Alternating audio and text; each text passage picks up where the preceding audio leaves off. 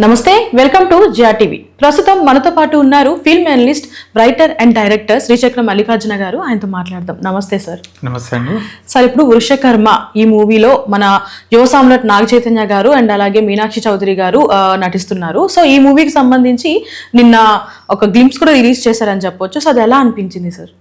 So అది glimpse అన్నది వాళ్ళు వాడుతున్న పదము, అది యాక్చువల్గా గూస్ బంప్స్ వచ్చాయి అనమాట. అది చూస్తున్నప్పుడు అది ఫెంటాస్టిక్ ఎక్స్పీరియన్స్ అది. సో కమింగ్ టు అది ఎలా అనిపించింది, నేను ఫస్ట్ చూడగానే నాకు ఏమనిపించింది అన్నది నేను ఒకసారి మీకు ఎక్స్ప్లెయిన్ చేస్తాను. దాంట్లో ఉన్న కంటెంట్ కానీ. సో అది ఫస్ట్ టైం నేను చూడగానే నాకు ఫస్ట్ మమ్మీ గుర్తుకొచ్చింది అనమాట. Mummy film. అది కూడా భారీ బడ్జెట్ సినిమా, హాలీవుడ్. అలాగే ఇది కూడా మనది భారీ బడ్జెట్ సినిమా. దగ్గర 100 crores దాటిపోయిందని విన్నా నేను. 120 crores అని చెప్పి మెన్షన్ చేస్తుంది ఇండియా టుడేలో. ఓకే, సో అది హాలీవుడ్ రేంజ్లోనే ఉంది మనకి. ఓకే, ఇప్పుడు ఆ డార్క్ మిస్టికల్ టింట్, అది డైరెక్టర్ వచ్చి దీనికి కార్తిక్ దండు. ఓకే, తను ఇంతకుముందు ఏంటంటే మనకి విరూపాక్ష తీశారు. అవును, రైట్. అది ఒక బ్లాక్ బస్టర్ ఫిల్మ్. సో ఎవరు ఎక్స్పెక్ట్ చేయలేదు. సాయి ధరమ్ తేజ్కి ఒక అద్భుతమైన హిట్ ఇచ్చారనమాట. సో అదే రేంజ్ ఎక్స్పెక్టేషన్స్ మళ్ళీ క్రియేట్ అయ్యాయి, హోప్స్ వచ్చాయన్నమాట. సో ఇప్పుడు ఇది మన జనరల్గా ఏంటంటే మనకి నాగ చైతన్య అనగానే మీకు తెలుసు లవర్ బాయ్ ఇమేజ్ ఉందన్నమాట. సో ఆ కంఫర్ట్ జోన్ నుంచి వేరేది ఒకటి షిఫ్ట్ అయ్యి ట్రై చేయడం జరిగింది.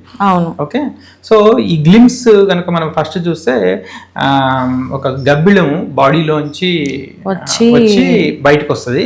దానికి ముందు చూపించిన షాట్ వచ్చి ఒక పెయింటింగ్ వేస్తున్నట్టుగా. అదే ఆ పెయింటింగ్ ఎట్లా ఉందో అదే సిమిలర్ గా ఈ పర్సన్, ఒక అన్నోన్ పర్సన్ బాడీలోంచి గబ్బిళం బయటకు వచ్చి ఫ్లై అవుతున్నట్టుగా చూపించారు. ఓకే, సో ఇప్పుడు ఇక్కడ ఏంటంటే ఒక మైథలాజికల్ కాన్సెప్ట్ లాగా కోడ్ చేయటం జరిగింది అనమాట. ఇప్పుడు ఎలా అంటే, ఇప్పుడు ఆ టైటిల్ ఏది తీసుకున్నారు అనుకోండి మీరు, విశ్వకర్మ. ఓకే, సో విశ్వ అంటే జనరల్గా విశ్వకర్మ కాదు, వృషకర్మ. వృష అనగానే మనకి ఏంటంటే ఎద్దు వస్తుంది అనమాట. బట్ అలా కాకోకుండా ఇది ఇంకొక అర్థం ఏంటంటే ధర్మ అని వస్తుంది. ధర్మం కోసం కార్యం చేయటం అనమాట. అంటే ఏంటంటే ఇది యాక్చువల్గా విష్ణుమూర్తికి ఇంకొక పేరే వృషకర్మ. అంటే ఇప్పుడు ఏంటి, అక్కడ ఏదో ధర్మ సంస్థాపన కోసం ధర్మానికి ఏదో ప్రాబ్లం వచ్చింది సివియర్ గా. దాన్ని మళ్ళీ దాని ధర్మం కోసం చేసే యుద్ధం కానీ ఒక కార్యం కానీ చేసే ఇది విశ్వకర్మ. అంటే ఏంటి, ఒక రకంగా ఒక విష్ణుమూర్తి అవతారము ఎత్తుతున్నాడు. అది ఒక ఎనీ పర్సన్ ధర్మం కోసం పాటుపడే వ్యక్తి ఇంకా వృషకర్మ కిందకే వస్తారు. అవునవును. ఓకే, సో ఇప్పుడు ఏంటంటే ఇందులో మనకి మన గేమ్స్ లో మనకి చెప్పింది ఏంటంటే, ఒక అతీంద్రియ శక్తి ఉద్భవించినప్పుడు అది మన సృష్టి నియమాన్ని పాటించుకోకుండా ఉన్నప్పుడు, అప్పుడు ఆ ధర్మ సంస్థాపన కోసం విధి ఒక వృషకర్మని ఎంచుకుంటుంది. ఆ ఎంచుకోబడిన వ్యక్తి ఎవరంటే మన నాగ చైతన్య రోల్. సో ఇది యాక్చువల్గా టీజర్ కాదు, గ్లిమ్స్ అని చెప్పేసి అన్నారు. అంటే ఏంటంటే మనం దీని నుంచి ఒక సబ్జెక్టు ఇది ఏది ఉంటుంది, ఇది మనకి అర్థం కాలేదేంటి, లేకపోతే తెలియకుండా ఉందేంటి అని మనం కామెంట్ చేయలేం. ఎందుకంటే గ్లిమ్స్ అన్నప్పుడు గ్లిమ్సే. ఓకే, అదేంటంటే వరల్డ్ బిల్డింగ్ స్ట్రాంగ్ గా చూపించడం జరిగింది. అంటే స్కేల్ పెద్దగా కనిపిస్తుంది. ఓకే, ఇంకొకటి ఏంటంటే ఇది హారర్ కనిపిస్తుంది. అంటే సార్ మనకి గతంలో కూడా రాజసబ్ మూవీ ఎగ్జాంపుల్ తీసుకుంటే అప్పుడు కూడా ఈ ఏదైతే టీజర్ రిలీజ్ చేశారో అప్పట్లో కూడా ఇలాంటివే జరిగాయి. అంటే కుర్చీ ఇట్లా తలకిందులుగా ఉండడం, అంటే దానికి దీనికి అలాంటి కాన్సెప్ట్ అనుకోవచ్చా ఇది? ఇప్పుడు కాన్సెప్ట్ వేజ్ తీసుకుంటేనేమో రెండు మీరు అడుగుతున్నారు కాబట్టి కంపారిజన్ కోసము, అదంతా కూడా ఒక దాని కాన్సెప్ట్ వేరు, దీని కాన్సెప్ట్ వేరు కనిపిస్తుంది. ఓకే అండి. సో దాని స్కేలు దీని స్కేల్ అయితే మ్యాచ్ చేయొచ్చు. ఓకే ఓకే అండి. రెండోది ఏంటంటే అది కూడా హారర్, అవును. ఇది కూడా హారరే. సో ఈ మైథలాజికల్ ఫీల్ తోటి ఈ హారర్ని తీయటం జరిగింది. రెండోది ఏంటంటే దీంట్లో ఆ డార్క్ మిస్టరికల్ టింట్ సెలెక్ట్ చేశారు. అంటే అది ఏంటంటే నాట్ రెగ్యులర్ కలర్ ప్యాలెట్ కాదనమాట. మీకు ఈవెన్ విరూపాక్ష తీసుకున్నా కానీ ఆయన డిఫరెంట్ ప్యాలెట్ యూజ్ చేశారు టింట్ని. అది స్పెషాలిటీ. అదేమవుతుందంటే రెగ్యులర్ మూవీస్కి ఒక స్టాండ్ అవుట్ లాగా కనిపిస్తుంది. అవును. సో కనిపించినప్పుడు దాని స్పెషల్ అట్రాక్షన్ వేరుంటుంది. ఓకే అండి. ఇది డార్క్ మిస్టికల్ ఫీల్ అనమాట. ఏదో సస్పెన్స్, ఏదో జరుగుతుంది అని ఒక మూడ్ని క్రియేట్ చేసే వరల్డ్ సెటప్ని చేయగలిగే ఆ కలర్ ప్యాలెట్ అనమాట అది. అలా టెక్నికల్గా దీన్ని బాగా వర్కౌట్ చేసి దాన్ని డిజైన్ చేయడం జరిగింది. అది తెలిసిపోతుంది మనకి. సో ఈ పర్టికులర్ ప్రాజెక్ట్ ఇలాంటి స్కేల్లో నాగ చైతన్య గారు ఎంతవరకు సూట్ అవుతారు అంటే రైట్. అంటే అందరికీ తెలుసు మీరు చెప్పినట్టు లవర్ బాయ్ గా పేరుందారు. గతంలో ఏమ్మాయి చేసే మూవీ తీసుకున్న 100% లో, అండ్ అలాగే మన సాయి పల్వి గారితో రీసెంట్ గా తీసిన మూవీ కూడా. అంటే ఇవన్నీ వదిలేసి ఇప్పుడు డిఫరెంట్ జోనర్ సెలెక్ట్ చేసుకున్నారు కదా. అంటే చాలా మంది హీరోస్ కూడా ఇప్పుడు నాని ఎగ్జాంపుల్ తీసుకుంటే ఆయన కూడా ఒక లవర్ బాయ్ గా న్యాచురల్ స్టార్ గా ఉన్న ఆయన ఇప్పుడు మొత్తం ఒక యాక్షన్ దానిలోకి ట్రై చేస్తున్నారు. అంటే ఇట్లా సెట్ అవుతారంటారా ఒకేసారి లవర్ బాయ్ గా ఉన్న వాళ్ళు ఇప్పుడు ఇలా యాక్షన్ మూవీస్ కానీ ఇట్లా పారానార్మల్ యాక్టివిటీస్ సంబంధించిన మూవీస్? ఎగ్జాక్ట్లీ. యాక్చువల్గా మీకు నాగ చైతన్య గారు ఇంతకుముందు ఒక సినిమాని ట్రై చేశారు ఇట్లా. అదేంటంటే కానిస్టేబుల్ అని ఒకటి, కానిస్టేబుల్ ఒక కానిస్టేబుల్ పాత్ర ఉంటుంది అనమాట. సో ఆ పర్టికులర్ ఫిల్మ్ ఇది కూడా యాక్షన్ స్పాన్ చాలా పెద్దగా ఉంటుంది. సో ఆ ఫిల్మ్లో నాగ చైతన్య గారి పర్ఫార్మెన్స్ ఎక్స్ట్రీమ్లీ వెల్. బట్ ఏంటంటే అది రీచ్ కాలేదు, జనాలు కనెక్ట్ కాలేదు దానికి, ఆ సినిమాకి. సో దానికి డిఫరెంట్ రీజన్స్ ఉన్నాయి. సినిమా చాలా బాగుంటుంది, నాగ చైతన్య గారి పర్ఫార్మెన్స్ బాగుంటుంది. సో ఇక్కడ ఏంటంటే ఆయన్ని లవర్ బాయ్ గా ఊహించుకుంటూ ఇట్లాంటి యాక్షన్ సినిమాకి వచ్చేటప్పటికి అతను యాక్సెప్ట్ చేస్తారా లేదా అన్నది ఒక పెద్ద క్వశ్చన్ మార్క్. రైట్.